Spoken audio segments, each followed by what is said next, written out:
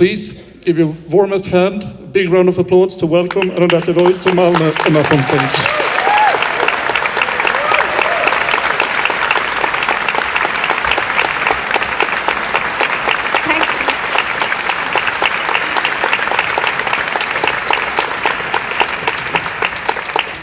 Good evening. Welcome also for me.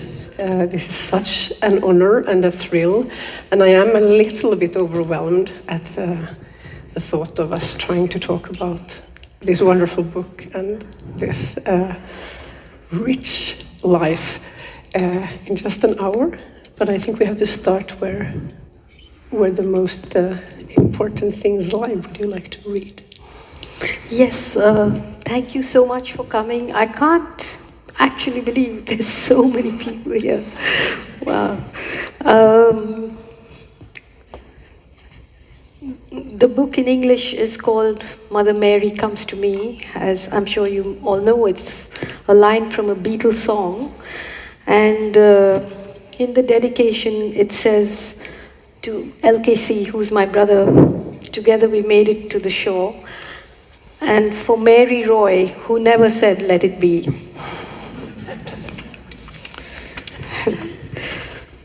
So I'm going to just read a few pages from the first chapter.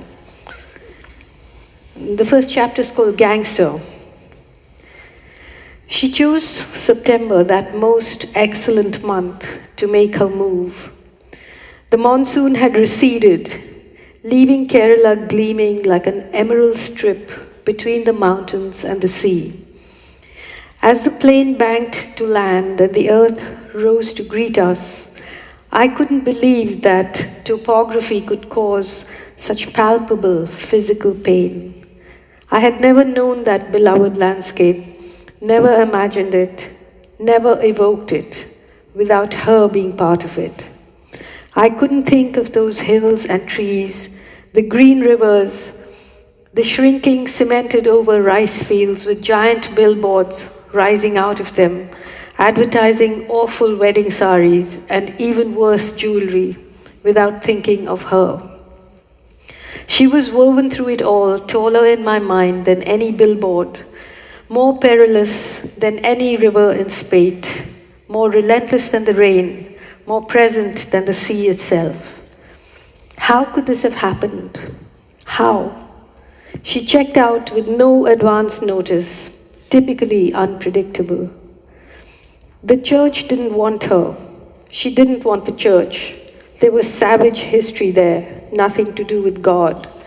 So given her standing in our town, and given our town, we had to fashion a fitting funeral for her. The local papers reported her passing on their front pages. Most national papers mentioned it too. The internet lit up with an outpouring of love from generations of students who had studied in the school she founded, whose lives she had transformed, and from others who knew of the legendary legal battle she had waged and won for equal inheritance rights for Christian women in Kerala. The deluge of obituaries made it even more crucial that we do the right thing and send her off the way she deserved. But what was that right thing? Fortunately, on the day she died, the school was closed and the children had gone home. The campus was ours. It was a huge relief. Perhaps she had planned that too. Conversations about her death and its consequences for us, especially me, had begun when I was 3 years old. She was 30 then, debilitated by asthma, dead broke. Her only asset was a bachelor's degree in education, and she had just walked out on her husband. My father, I should say, although somehow that comes out sounding strange. She was almost 89 when she died, so we had 60 years to discuss her imminent death and her latest will and testament, which, given her preoccupation with inheritance and wills, she rewrote almost every other week. The number of false alarms, close shaves, and great escapes that she racked up would have given Houdini pause for thought. They lulled us into a sort of catastrophe complacency. I truly believed she would outlive me. When she didn't, I was wrecked, heart smashed. I'm puzzled and more than a little ashamed by the intensity of my response. My brother put his finger sharply on that nerve. I don't understand your reaction. She treated nobody as badly as she treated you. He could be right, although according to me, it was he who held that trophy. I can understand him feeling that I was humiliating myself by not acknowledging what had happened to us as children.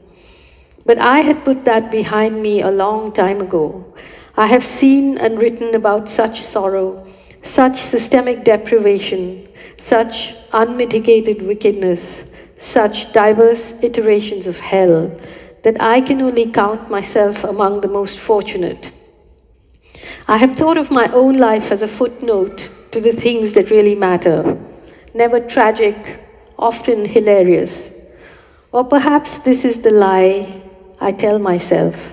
Maybe I pitched my tent where the wind blows strongest, hoping it would blow my heart clean out of my body. Perhaps what I'm about to write is a betrayal of my younger self by the person I have become. If so, it's no small sin, but I'm in no position to be the judge of that. I left home, stopped going home or what passed as home after I turned 18. I had just entered my third year at the School of Architecture in Delhi. In those days, we finished high school at 16. That's how old I was in the summer of 1976, when I first arrived at Nizamuddin station alone, without even a working knowledge of Hindi, to take the entrance exam for the School of Architecture. I was terrified and had a knife in my bag. Delhi was 3 days and 2 nights away by train from Cochin, which is a 3-hour drive from our town Kottayam, which in turn is a few kilometers away from our village, Aimanam, where I spent my early childhood. In other words,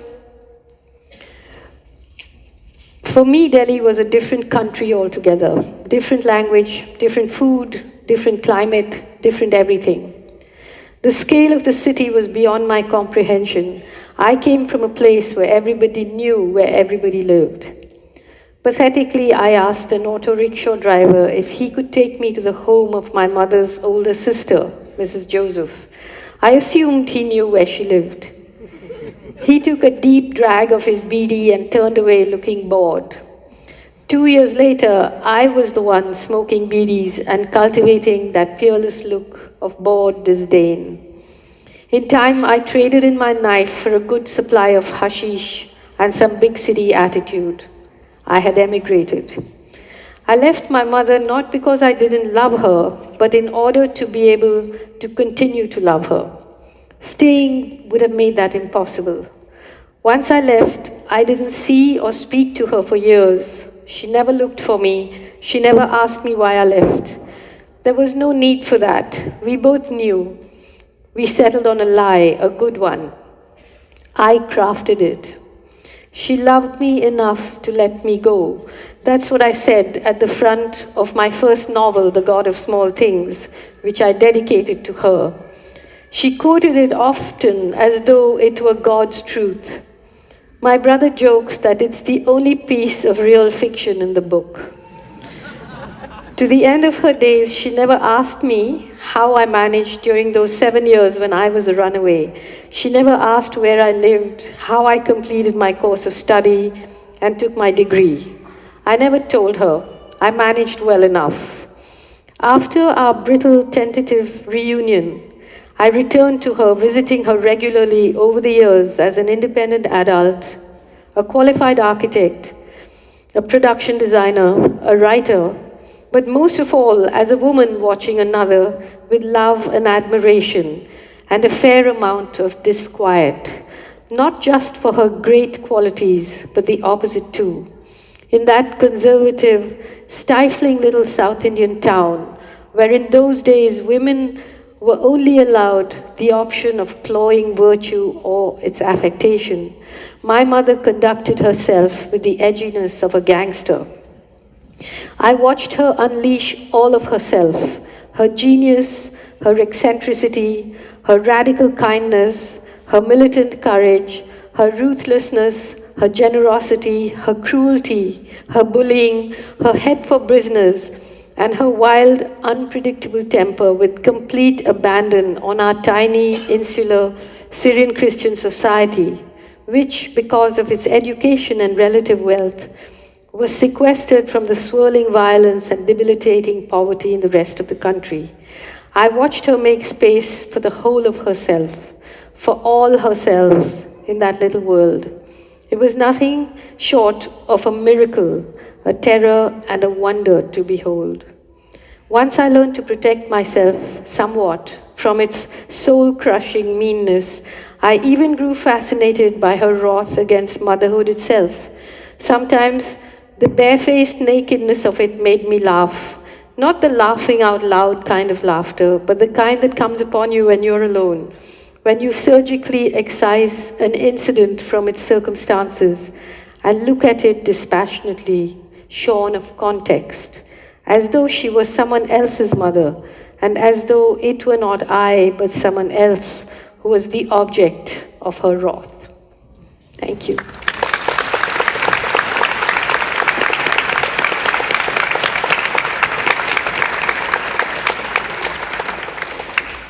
Well, you see, now you're going to have to know what happens on the next page. And this memoir will take you back through this whole journey at some great length and let us know also what happened in that school on that day. I was struck now listening whether you said that you never had evoked that landscape without seeing her sort of integral to it. Now that we know that pretty much everyone here has read The God of Small Things, in case you have to wait for a copy of the book for some reason, give yourself the gift of rereading that just before you read this book, because it's a mind-bending experience. The God of Small Things is so rich, and I don't think most of us had known how much of it is true. Your brother says everything. But your mother isn't in it. Yeah. Can you talk a little bit about that? Because now I understand. Of course, she must have been with you as you were writing it all the time. Yeah, I mean, it was interesting that when I started writing The God of Small Things, I mean, I grew up in that village, and that landscape to me is like a part of my body still.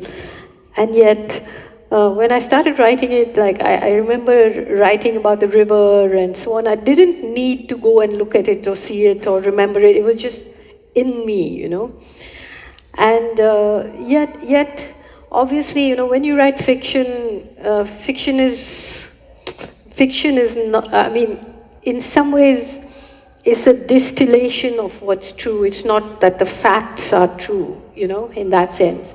So, certainly, the mother in The God of Small Things, it has echoes of my mother, but if I were to actually think it through, I'd say that probably it would have been me if I had been in my mother's situation, it would have been me that was that mother, because my mother behaved in a far more conventional and responsible way than I would have, I think. And although she, I mean, of course we talk about it, but although she was she was in some ways revolutionary, in some ways very, very conservative too, Yeah, but to me, the reason that I wrote this book was also, it was a challenge to me as a writer. Can you write this woman who cannot be packaged, who cannot be described, who cannot have a thumbnail sketch about her, about whom I, even as her daughter, could not ever make up my mind or make a judgment. I wanted to literally share that with readers because I believe she belongs in the pages of history and literature. I think so many characters in your novels, you know, these are just cliches, it's difficult to say with language, but they are larger than life. And I think that everybody who reads this book will walk away thinking, well, but your mother really, really, really was larger than life. But that's why she needs a whole book of her own. Yeah, I mean, I suppose it's it's also sometimes, you know, things happen that there's a confluence of things that happen. In India, you know, Kerala is a state which is very different from the rest of India, and it has a history of the left. It has even today has a party that calls itself a communist party that's ruling, although it's not really communist in that you know, absolute ideological sense. But so the village that I grew up in, I mean, in India, the separation between the village and the city is enormous, culturally and in every way. But I grew up in a village where all sorts of failed people, you know, great cosmopolitans who had failed at many things, converged. There was my mother, who had married, I mean, she was, as I said, she was a Syrian Christian, but she had married outside the community. And she kept telling us as children, because she married the first man that asked her to marry him, because she wanted to get away from a very cruel, violent father. And then she realized that the person she was married to and lived in the northeast on a tea estate. That's my father. He was addicted to alcohol, so she left and came all the way down south and was then returned to this very conventional community. Then there was her husband, G. Isaac, another very major character in the book. He was a Rhodes Scholar who gave up academia to come and start a pickle factory with his mother in Kerala. And he was a Marxist, so he organized his labor against himself. And, you know, he and my mother were like, they had this epic battle in this little town because, you know, this was the law, the Travancore Christian Succession Act, where women were virtually not allowed to inherit the property of their father. And he, being a Marxist and all of that, nevertheless had quite a keen interest in private property and tried to get her and us, who were very small, he tried to throw us out of a little house. And, you know, she nurtured that humiliation. And when she was able to, she filed a case in the Supreme Court of India and had that law struck down. So there was him, and there were all these cosmopolitan people in this tiny village which still practiced caste and practiced all the things that are very medieval in India. And then there was me and my brother, who were obviously, you know, made very clear to us that we were not part of this Syrian Christian community. So we were not given the assurances or protections of that. Because she was divorced, I should say. Yes, yeah. Yes. So you grew up in a place where, in a country where, although the Western world thinks India is anarchic, it's not anarchic. It is the least anarchic society you can imagine, because everybody marries according to caste and religion and ethnicity, and 99%, you know. So once you're out of the grid, then, you know.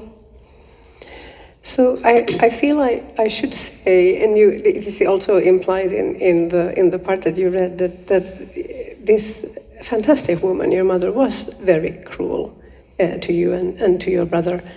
And it's very moving in a way, how you also describe that both you and your brother felt that what the other had to endure was the worst. And yet you have said, and you say in the book, that it shaped you, it maybe made you a writer. Could you say something about that? Was it something about the dynamic that did it, or was it also this sort of cultural and political environment of the household? Well, you know, I mean, obviously, you know, these are only things that you may think, but who knows, you know, what the real answer to that is everything. But she was. I mean, see, she came back to this very conservative society, and she was ill, she had no money, and she was humiliated by people.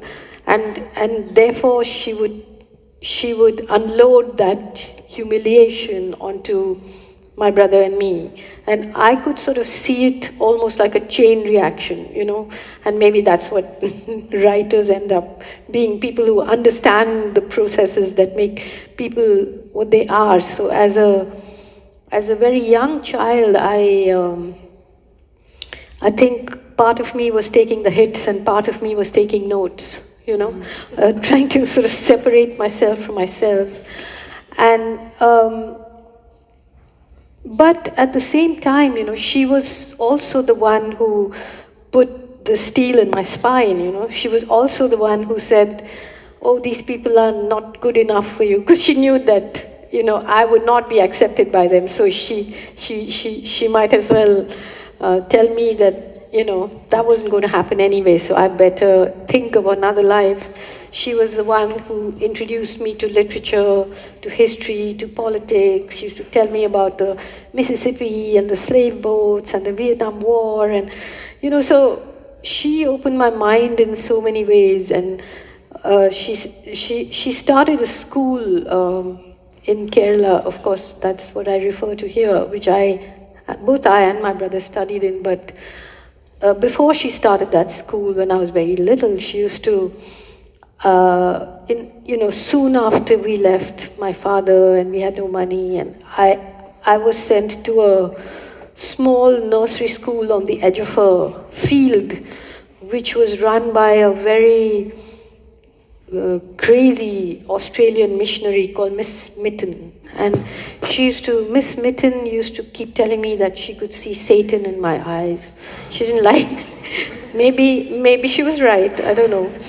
But my mother used to encourage us to do what you call free writing, you know, where you just write whatever you think, even when I was very small. So she for a long time kept this notebook where the first sentence I wrote was that I hate Miss Mitten, and whenever I see her, I see rags, and I think that her knickers are torn.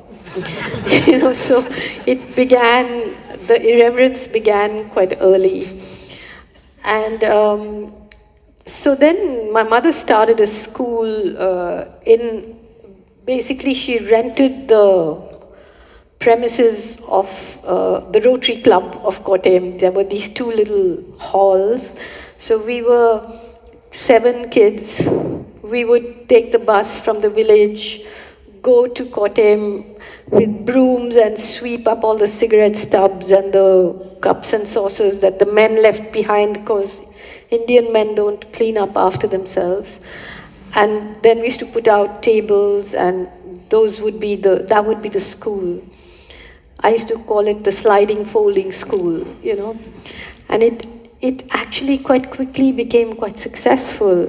This is the thing. At the end of The God of Small Things, the mother says, in this sort of desperate bid of portraying, when she sends us their way, she says, oh, but we're going to start a school and we're going to live there together and all. And you know as a reader, well, it's impossible. She's in no position to make this school happen. And the true story is that your mother, from that position, essentially, kind of made that school happen. And it's impossible, but she did. She willed it into the world. She willed it into the world, and it still runs, and it's an amazing school, you know. It's an amazing school, and I mean, in that little town, it's a co-ed school, and in those days, that was just considered a den of iniquity, like how can you have these boys and girls studying together and so on. But she did it, and she insisted on that happening, and she really changed the balance of how boys and girls are together, you know, in a little town in India. I mean, I tell you a story about, like, as the school became from class 1 to class 2 to class 4 to class 7, and the girls began to grow up, and the boys started to act like boys act, making fun of them. And she heard that they were making fun of the girls because they were wearing bras and so on. So she called an assembly. She took 2 of the boys and said, "Go to my cupboard and bring my bra." So these 2 boys came with a bra.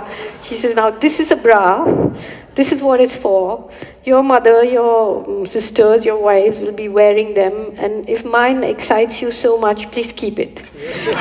So she, in those ways, she just changed the balance of how people were with each other, But on the other hand, there was this very dark side of her, which was that, like, as the school started, and then she rented a house where she started taking in boarders. So my brother and I never really had a house. We only had the school. Like, there were other children with us. So then she said, we must call her Mrs. Roy. We can't, so please don't call me Mrs. Roy ever. So we had to call her Mrs. Roy because the other children were not to feel that we were special in any way, So we'd call her Mrs. Roy, and she was very, she was very, because of her experience with her father, with her husband, with her brother, she was very bitter about men. And that bitterness she took out on my brother, who was, 5 and 6 years old, and she would call him a male chauvinist pig, and it's pretty hard on a 5-year-old. It was really, really hard. And there's a part in the book where, at some stage, he and I were sent off to a different school because her school didn't have senior enough classes for us. And so there's a part in the book where we used to really be worried about our school report cards coming home, from the other school, because we just moved between schools, basically. And so she used to call herself our banker.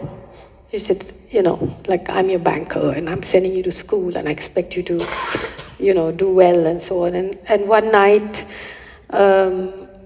I was awake, he was awake too, and she came and took him to the other room, and I followed, and I was looking through the keyhole, and I saw her, beating him with this really thick wooden scale until it broke, saying that no son of mine comes home with a report card that says average student. And because there were other children, she was shouting in a whisper, which was very scary. And then he didn't say anything. He just, so she finally got irritated. I came back, and he came back to bed, and both of us were awake, but we both didn't ever talk about all this. So we used to call her she and her and things like this. And later, when we were grown up, we used to call her the Prime Minister. But so at that time, we were young, and we didn't say, he knew, I knew, whatever. We didn't say anything. And in the morning, she sort of hugged me and said, "You have such a brilliant report." And I felt so ashamed of myself somehow. And so in the book, I say that, from then on, I always feel like when somebody's praising me, or when I'm achieving something, someone quiet is being beaten in the other room. And actually, if you think about it, it's absolutely true. Someone always is. And it became the kind of cornerstone of how I think and what I write. There's not just some direct connection with that incident, but that's the kind of writer that I am, and I'm, there's this. We are talking here, and Gaza's happening, Exactly. Genocide is happening. I think of many directions, but one thing that I thought about in the context of her treatment of your brother and also that story, I said, And I think there's some language also in the book about this making you, her behavior towards him making you very suspicious of feminism. And I was thinking, well, you seem to be quite suspicious, especially now having delved through all of the collected nonfiction as well. You're suspicious of many isms, maybe all of the isms. And I'm thinking, well, or maybe it's that the suspicion is about power and about the stories that power tells about itself somehow as well. You can always see past it. You will always ask, yes, but what's the other side? What's the other side of this power? I think it's, I think what I fear is when the circle closes, because when the circle closes on you, whatever it is, there's that, then you're going to be force-fed, whatever ism it is, You're not allowed to have any disagreements about it. And that circle closing is some, even that is something that I of course talk about in the book, that from a very young age, I realized that the safest place can be the most dangerous, And so I become someone who's always looking for the exits, right? Or to undermine the balance. Don't flee the closed room, certainly. I don't have a problem with the circle, just don't shut it down, So and that's true for everything, you can just see how ugly things become the minute it becomes totalitarian in any direction, whether it's capitalism, whether it's communism, whatever it is, whether it's religion, whether it's feminism, whatever, the minute it becomes totalitarian, the minute it refuses to allow any form of questioning, then you feel trapped and you feel like breaking out. So one very sort of concrete way in which that happened was that you had this amazing success with The God of Small Things in 97. Also in India, that success was very lauded, you were very lauded, but it also became woven into this sort of nationalist pride that you were clearly quite uncomfortable with. And it's almost as though you went out intentionally to undermine that position, or to break out of that circle and say, you're not going to be able to keep me here.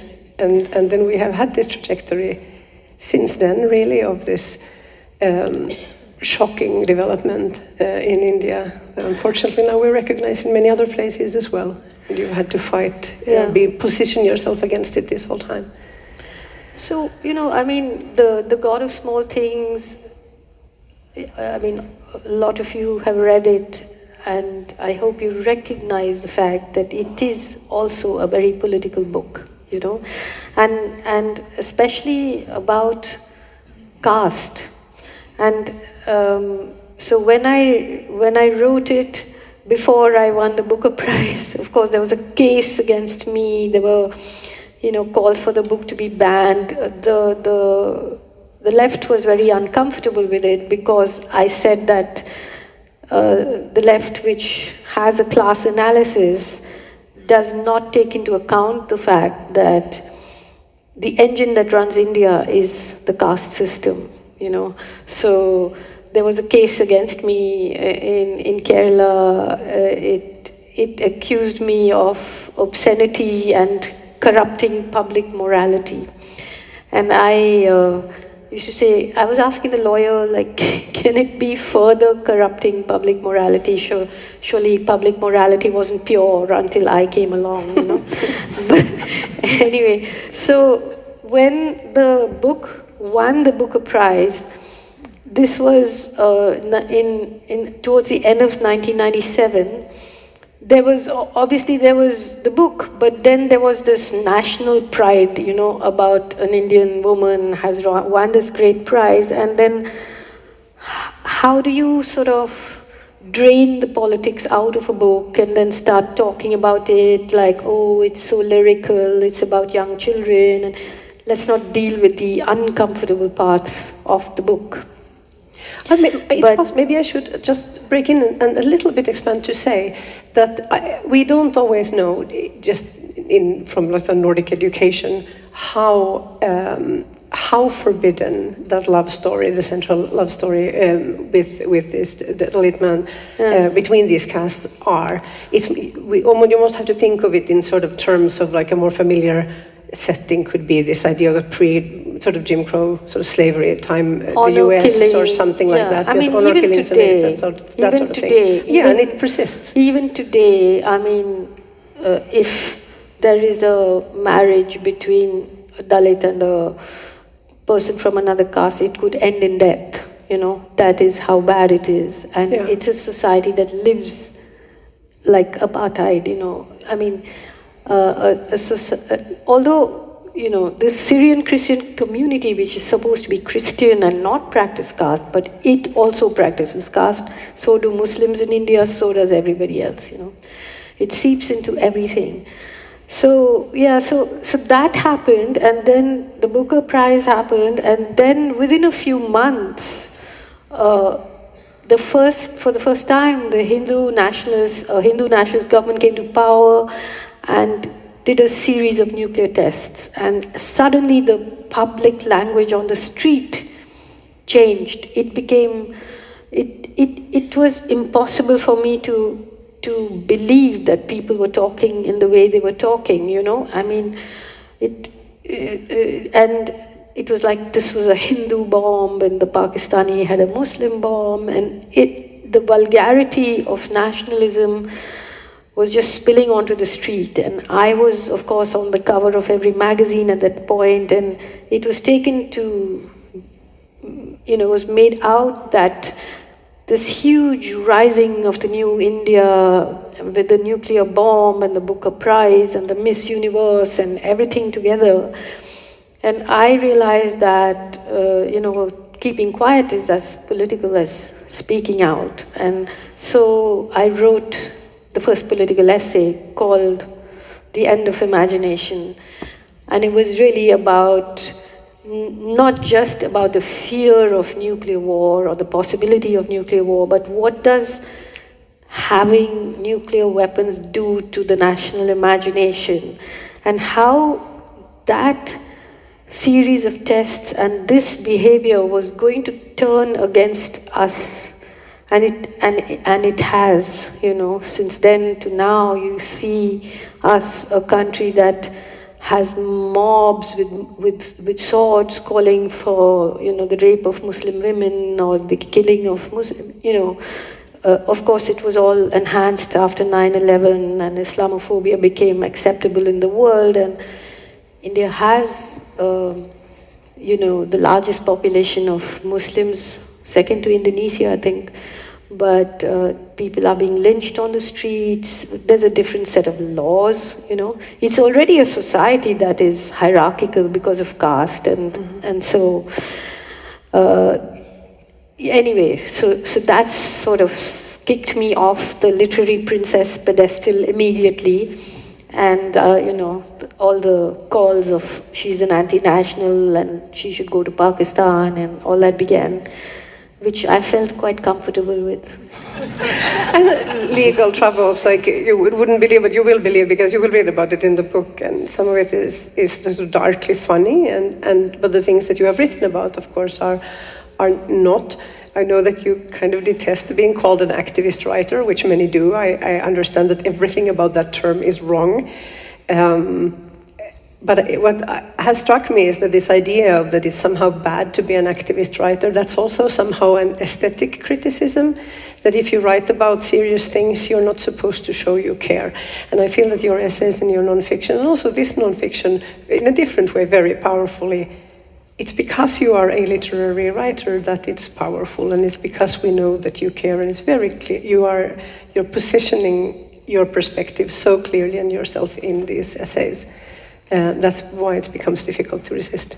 And to some people, then, that means that it's bad. Well, I think it's just that, you know, especially around the 90s and earlier, a little earlier, you know, you began to see the commercialization of literature and the placing of a novel or a book as a consumer product, you know. And your place is supposed to be on the bestseller lists or in festivals. Many festivals in India are sponsored by mining companies and fascist news channels and so on. And so if you expressed a political opinion, it was, you know, they tried to separate that from literature, which to me meant that you're trying to reduce the meaning of literature, you know, and you're trying to make us into little people who should entertain people in a nursery pen, and then activists are those vulgar people who have political opinions. And there is just this one default political space of liberal democracy, which is all right, you know, even if it is actually brutalizing people, the free market, the mining, the displacement, the murder that's happening. Don't talk about it. So that's why I said, you know, why do I have to be called an activist? I think I do what writers over the centuries have done, and why writers have been considered so dangerous, you know. And they know very well that it is the craft of a novelist that makes those essays read 25 years later or in other countries and so on, and it frightens them, you know. So a criticism, I think, a way of dismissing this kind of writing is to say, oh, well, she's very passionate, but of course she's very selective with her facts. Is this kind of reaction certainly did happen? You did have to face it. That's sure not how it reads to me, but let's give them the benefit of the doubt, because now you have revisited your life, and over the decades you have also grown. Is there some point where you would say, here I was wrong?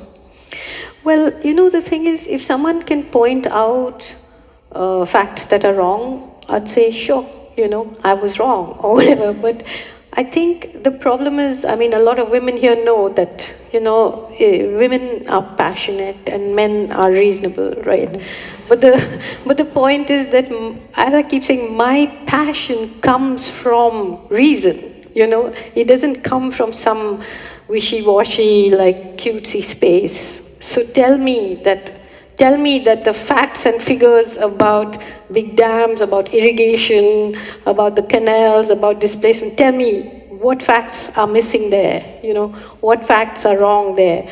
But I think it's, to me, the most passion that I see is when they passionately denounce passion.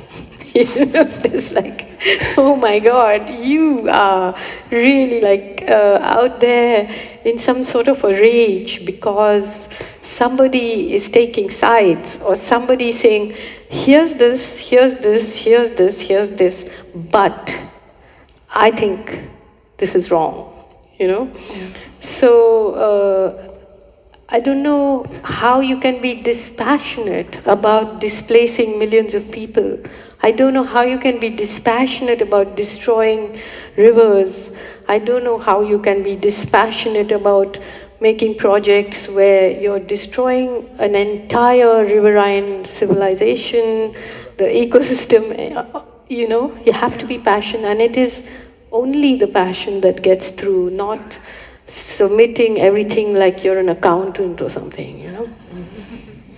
And I should say that this non-fiction, so it is that they're saying you are working from the facts, and then it's horrible, but of course it becomes a distraction. Then they have often been able and continue to be able, these powerful men, to point at you and say, they can fight about you, so they don't have to argue about the facts.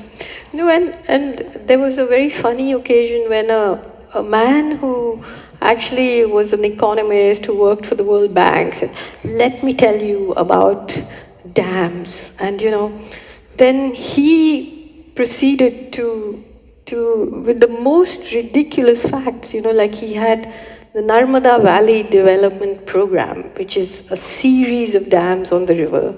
He thought of all of that as one dam. I mean, he took one dam and he confused it with the whole system.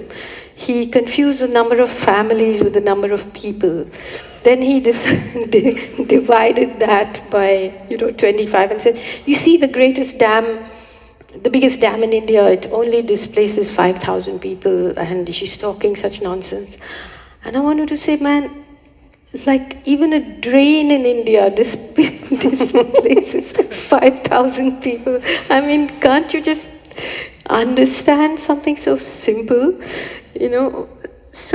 So yeah, Ani, unfortunately, those people who are against passion also have their facts wrong. And they are in positions of sort of traditional expertise and authority, which is not where we have had artists always. And then they will be listened to. Well, this man wears a suit and he talks in a boring voice, so I'm sure he has his facts right. Maybe she's wrong, and that's horrible. but how do you handle that? I don't know. Why don't you do? I'll tell you a lovely story though. So there was when I was involved in the anti-dam movement, I was invited to The Hague because there's a World Water Forum or something. And I said, I don't go to these things. And then I heard that there was a whole delegation going from India to sort of justify dams and privatization of water and all this. So I thought, let me go and wreck it. So I showed up. So there was this panel of people who was supposed to be, it was called a writers panel, who was talking about water. I mean, we are way off our subject, but anyway. So, so I said, so everyone was told to introduce themselves and say why they wrote about water. So, they were all people from big water companies and, whatever. So the person next to me, he was American, and my name is Robert something, and I write about water because I'm paid to. And I just want to say that God gave us the rivers, but He didn't put in the delivery systems, and for this we need private enterprise. So I said, well, my name is Arundhati, and I write about water because I'd be paid a great deal not to.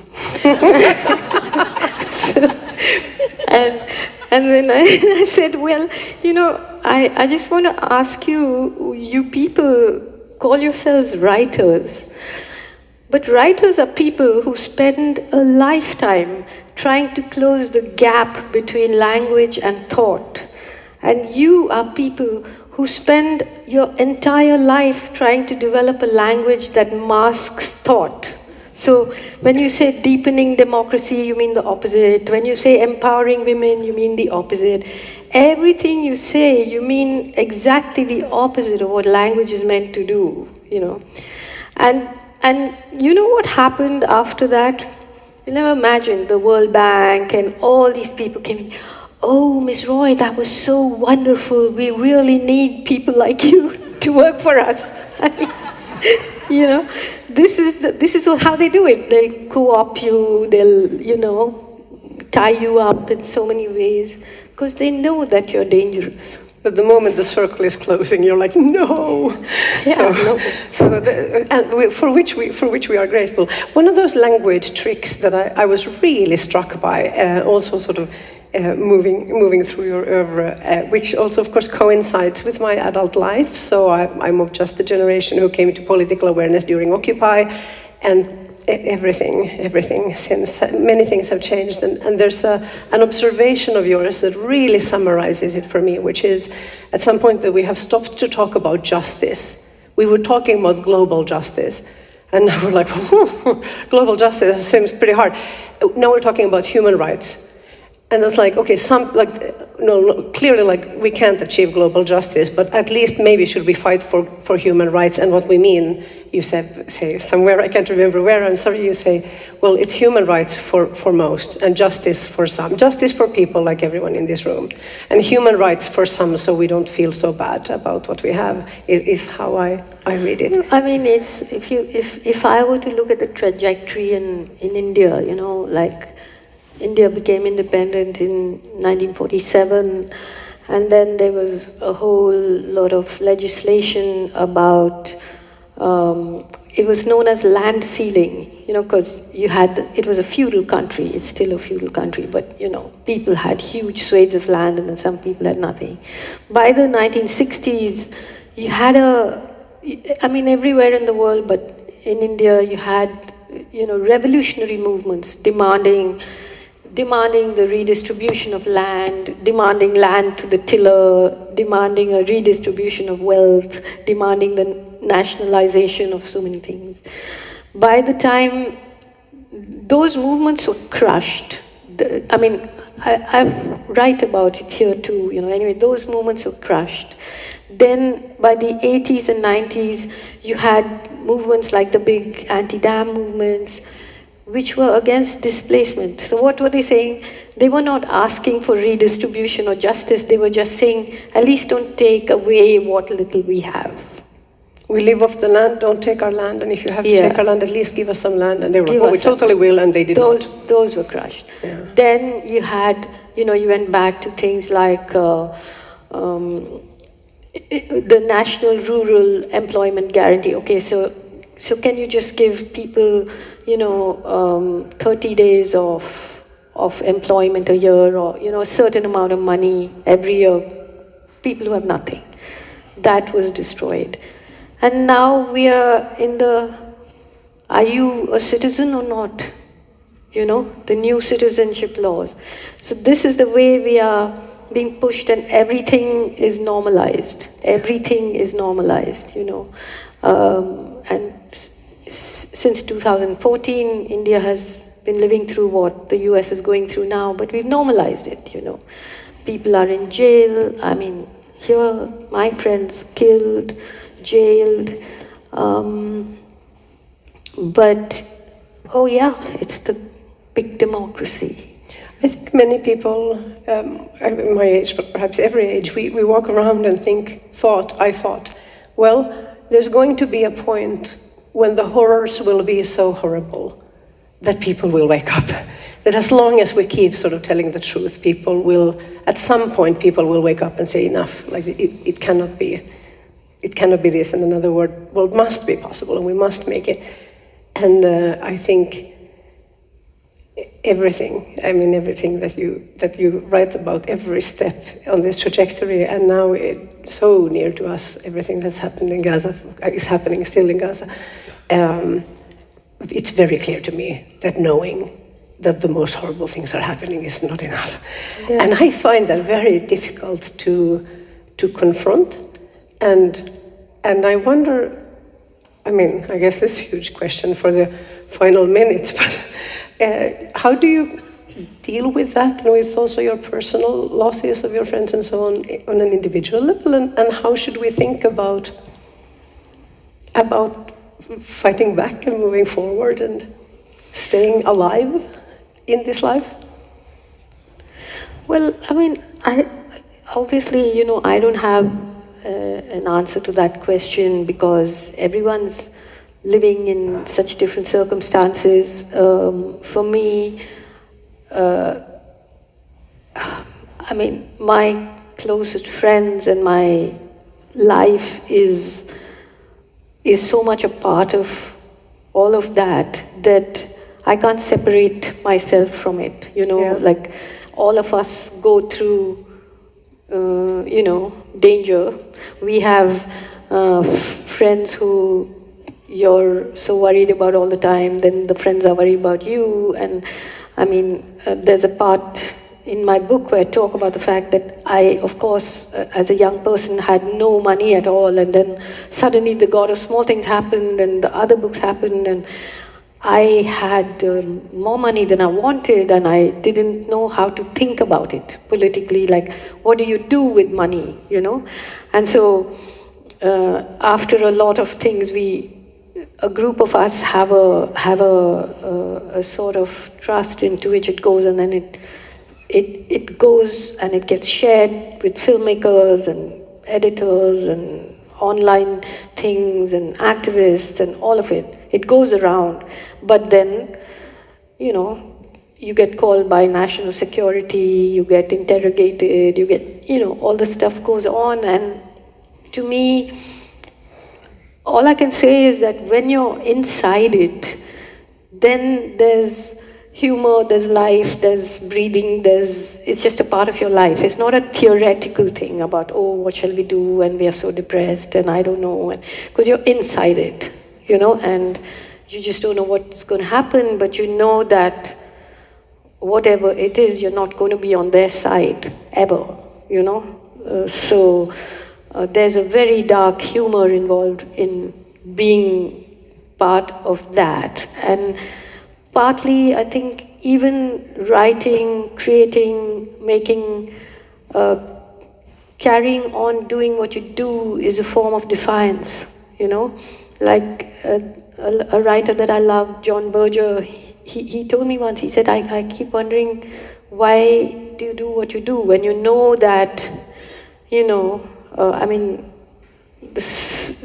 you know that you're going to get beaten down, So he said, and I realized you're just going to tell them that I will never be zero, and you will continue to create. And it's important to create beauty.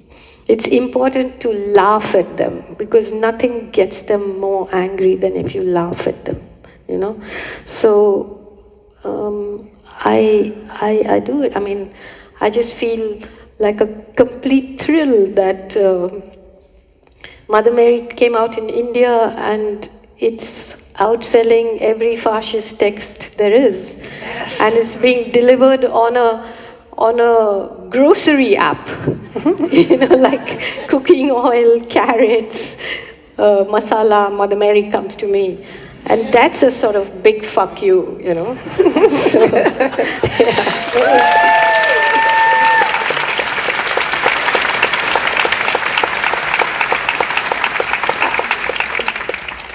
yeah. The description that you read at the beginning of your mother, of this woman who sort of launches herself in a conservative society, you must be aware that it also sounds, in many places, a lot like yourself.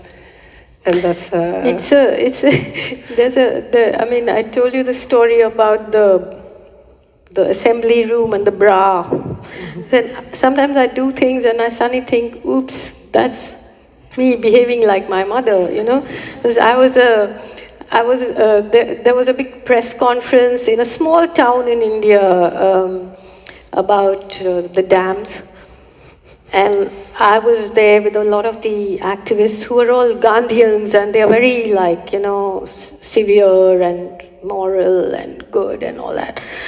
And there's me. And so the press people were actually not press people, they were part of the private corporation building the dam, pretending to be press people, and they were shouting at me and accusing me of all sorts of things. And so suddenly I said, okay, once you finished, can I just say something? So they went quiet. I said, okay, let's assume that I'm a really bad woman.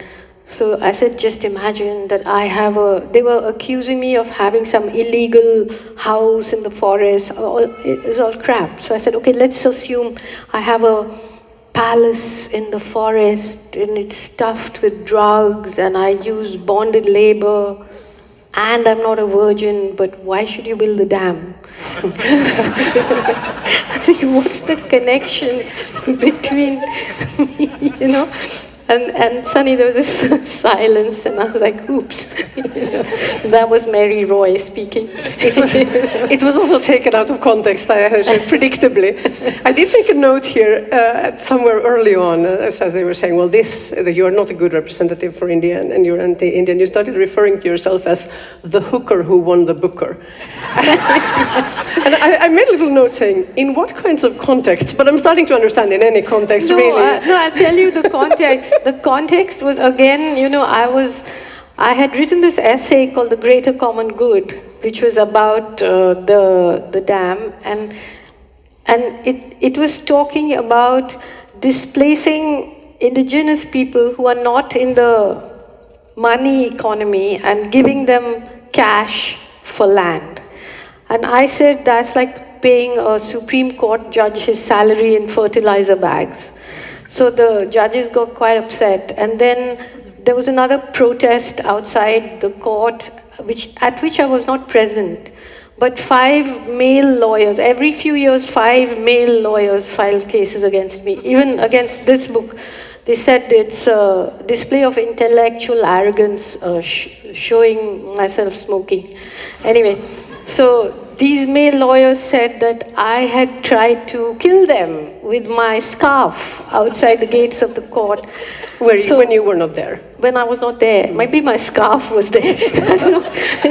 But anyway, so the Supreme Court of India, which has so many important cases, even the local police station didn't take that seriously, but they summoned me, court summoned me and was like, explain yourself. And so I didn't have a lawyer, and these judges were just, throwing my essay from one brother judge to another and saying, she thinks that we don't understand, that woman, they would only call me, that woman thinks we don't understand English. So I started calling myself the hooker that won the Booker. And then they said, you have to apologize to us, otherwise you go to jail. I said, but I'm not going to apologize. And it became a confrontation, and then they said, but you're not behaving like a reasonable man. So I was like, what am I, like the hooker that won the Booker or a reasonable man? Like, it just, just keeps, it's also so funny, the whole thing, that's the main thing. You have to never forget how funny it is. So we're running out of time, unfortunately, but I must ask, at the end of the book, we return sort of to the beginning, and we get to hear about the funeral gathering for your mother, and about what happens to these buildings also that you have this complex love relationship with. And I thought at the end that you have sort of build 3 monuments to her. You renovate the house, and you build now I've read the wonderful translation, so is it a grove, perhaps? A grove, yes. And then you write this book, and you say about the first 2 that it's a kind of magical working. And I wonder, now that you have built these 3 monuments to your mother, what have you wrought? Where are you with this now? Well, I don't know. I still find myself so. I think I try to ask myself why, after all this, am I so upset still? Like I can't look at pictures or I can't watch the videos, and I think it's because if you spend a lifetime trying to salvage and keep and protect a relationship, because it was so hard for me to keep that relationship with her. I understood how wonderful she was, but it was also like I was just slashed all the time, so I had to keep measuring the distance that I had to stand in order not to be destroyed, to be able to love her. And that takes so much energy from you and so much care, of emotional care, and even physical care, because she was ill, she was in hospital, all this was happening all the time throughout her life. So asthma is such a spectacular disease, So I think, I just became a very complicated maze and a shape. And when she's not there, I sometimes don't make sense to myself anymore. Like, why am I like this? Why am I this crazy, complicated structure when I don't have any reason to be that anymore? But it's that real kind of love, when you're not loving somebody for sort of selfish reasons, but you're just loving someone because they are so amazing, even if they're brutal. So it's hard for me to think about, because I sometimes think, that's why I said I also feel a little ashamed, because I think, is there something twisted here going on? And, all of those things also occur to me. But anyway, writers are twisted, complicated creatures, so it's okay. It doesn't feel very twisted when we really. It makes perfect sense. I don't know if it makes sense to you, but to us, I think it makes sense. I mean, the thing is that I think she deserves to be shared, you know. Yeah. So I think I just I'll read the last 5 minutes from the end, towards the end of the book, as well as a little bit from my first essay, the one I talked about, The End of Imagination. But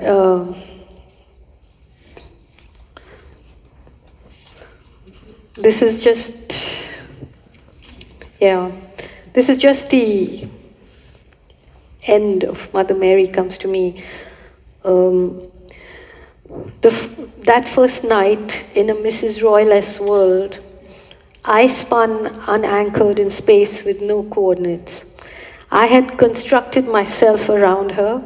I had grown into the peculiar shape that I am to accommodate her. I had never wanted to defeat her, never wanted to win. I had always wanted her to go out like a queen. And now that she had, I didn't make sense to myself anymore. A friend in Delhi who hadn't ever met her sent me a couplet in Urdu that comforted me more than anything else that anyone said. It allowed me to see her happy, liberated from a body that had limited her so severely. I saw her walking through her campus once more, breathing easily, bending to smell the flowers, looking up to count the jackfruits and coconuts, inspecting every corner of it in a way she hadn't done in years. And this was the couplet. Aaj ki raat मैं घूमूंगा खुली सड़कों पर, आज की रात मुझे ख्वाबों से फुर्सत कुछ है. Which means, tonight I'll wander on open roads. Tonight I have some time off, even from my dreams.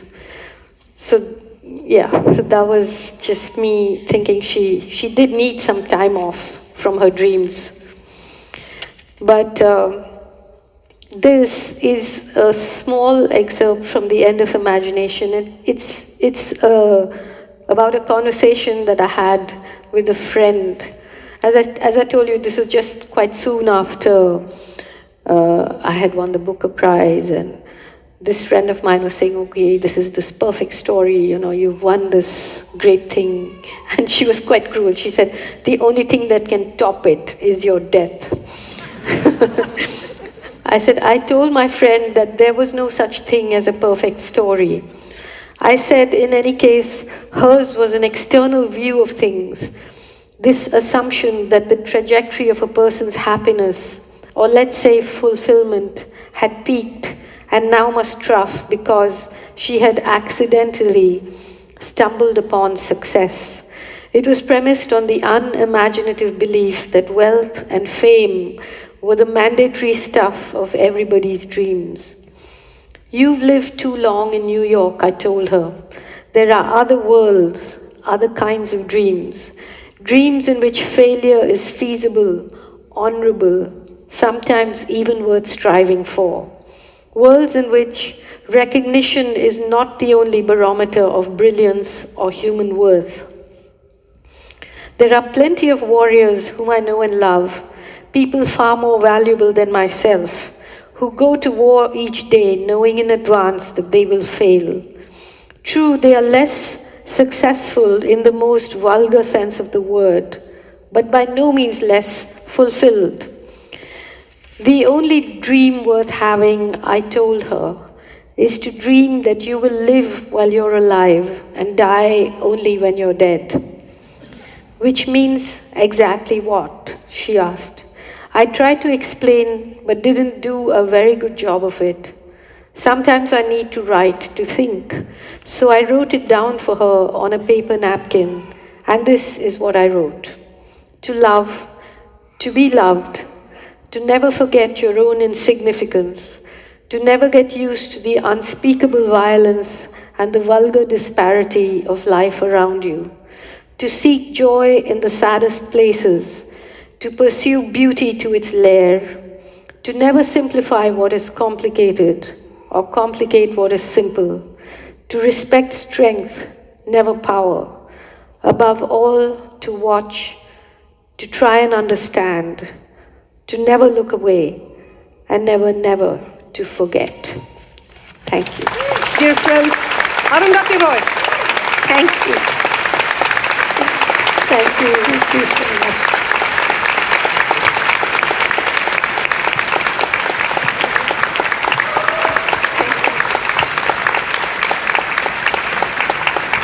Thank you so much. Thank you. You write in your book how you have never been Indian enough, you have never been Christian enough, you have never been communist enough, but you're Malmö enough. So please feel very welcome here always. Thank you. As a small token of our appreciation, we would like to give you this bookend that pictures David Isaac, who is a Swedish Eritrean journalist and writer who has been in prison since 2001 in Eritrea without a trial. So please have him to stop Thank your you. books. Thank you so much. Thank you so much.